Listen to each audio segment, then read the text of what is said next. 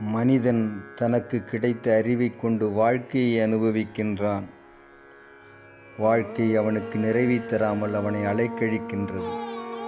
பிறகு அவன் தனக்குள்ளே ஒடுங்கி ஆன்மீக வழியை தேடுகின்றான். இறைவனிடம் மண்டியிடுகின்றான். ஞானிகள், மகான்கள், சித்தர்கள் போன்றவர்களை காண ஓடுகின்றான். அவர்கள் நமக்கு வழிகாட்டுவார்கள் என்கின்ற மிகப்பெரிய நம்பிக்கையோடு அவர்களை வணங்குகின்றான். அதுபோன்ற ஞானிகள் பல மனிதர்களுக்கு வாழ்க்கையின் பாதையை திறந்து காட்டியிருக்கின்றார்கள். பலருடைய வாழ்க்கையின் இறுதி வரை அவர்களை வழி நடத்தி இருக்கின்றார்கள். அதுபோன்ற மகான்களின் வரிசையில் தோன்றியவர்தான் நீர்முளை என்கின்ற இடத்தில் மகா சமாதி அடைந்திருக்கின்ற அருட்சித்தர் ஐயா ஆரோக்கியசாமி அவர்கள். ஐயா அவர்கள் நீர்மொழியிலே இருக்கின்ற ஒரு பேருந்து நிலையத்திலே நீண்ட காலம் வசித்தார்கள். ஆயிரக்கணக்கானவர்கள் ஐயா அவர்களை தரிசித்து பெரும் பலனை அடைந்திருக்கின்றார்கள்.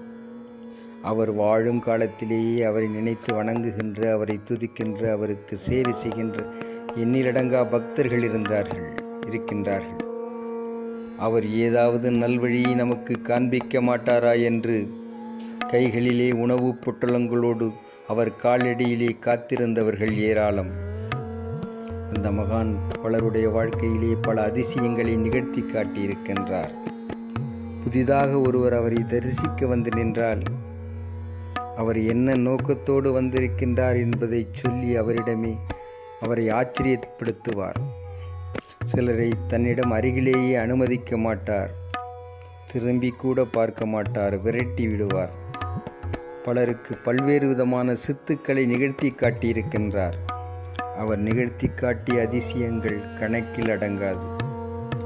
அவருடைய அருள் இருந்தால் அவருடைய கதைகளை நீங்கள் தெரிந்து கொள்ள முடியும். அந்த மகானின் திருவிளையாடல்கள் ஒவ்வொன்றாக பிறகு சொல்லப்படும்.